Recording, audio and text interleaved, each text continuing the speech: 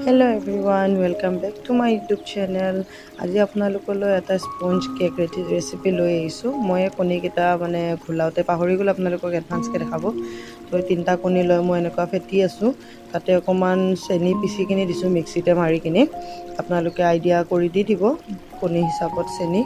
এইখিনি দেখিছেনে সেইটো ব্লেণ্ডাৰটো দি কিনি এইটো মেচিনটো দি মাৰিলে মানে বেছি ধুনীয়া হয়, কেকটো বহুত স্পঞ্জ হয়।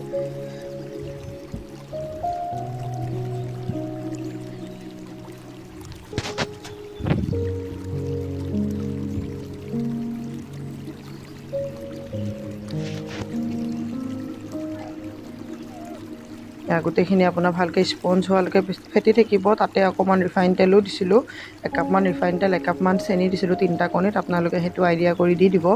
তো আপোনাৰ ব্লেণ্ডাৰটো দি এনেকুৱা কৰি থাকিলে ধুনীয়া হয়। দেখিছে ৰিফাইনখিনি মই দিলোঁ, আপোনালোকেও দি দিব আইডিয়া কৰি কিনি। তাৰপিছত সেইখিনি ফেটি হোৱাৰ পিছত ইয়াতে মই আটা লৈছোঁ, যিহেতু মই ময়দাৰ কেক নবনাওঁ। বিশেষকৈ ঘৰত বনোৱাকৈ হ'লে ময়দাৰ কেক নবনাওঁ, যিহেতু মাইনাহঁতে খায়। তো ময়দাটো ইমান ভাল নহয় দেহাৰ কাৰণে, তো সেইটো কাৰণে মই আটা দিও বনাওঁ। আটা দিও একদম একেই হয়, ময়দাৰ নিচিনাই হয়। আপোনালোকে চাব কেকটো স্পঞ্জটো লাষ্টত। আটাখিনি দি মই অকণমান লাহে লাহে লৰাই লৈছোঁ, মিক্স কৰি ল'ম।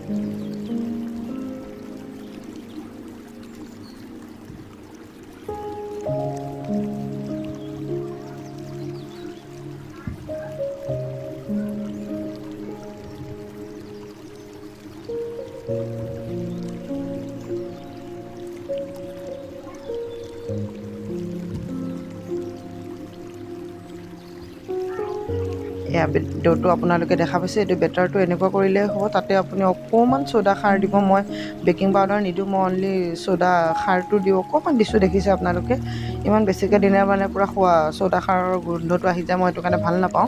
তাতে অকণমান আপোনাৰ এমুখুৰামান ভেনিলা এচেঞ্চ দিলোঁ। আপোনালোকে মই দেখুওৱা অনুসৰি চাই যাব, এনেকুৱাই দিব আপোনালোকে।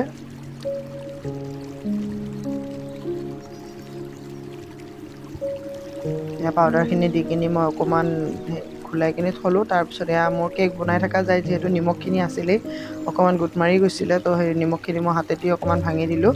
তাৰপিছত ইফালে মই আনফালে কেৰাহীটো প্ৰিহিট কৰিব থৈ দিছিলোঁ 10 মিনিটমানৰ কাৰণে। ইয়াতে মই নিমখখিনি দি কিনি ষ্টেণ্ডটো দি দিলোঁ। ষ্টেণ্ডটোৰ ওপৰত মই যিহেতু বাৰ্বি ডল কেক বনাম, তো সেইটো কাৰণে মানে এইটো শ্বেপটোৰ মানে বাতিটো লৈ লৈছোঁ। আপোনালোকে স্কুৱেৰ শ্বেপৰো ল'ব পাৰে।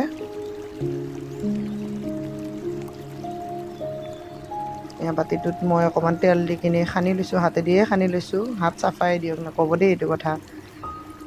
বেটাৰখিনি দেখিছেনে আপোনালোকে? তো এইখিনি মই ইয়াতে দি দিলোঁ।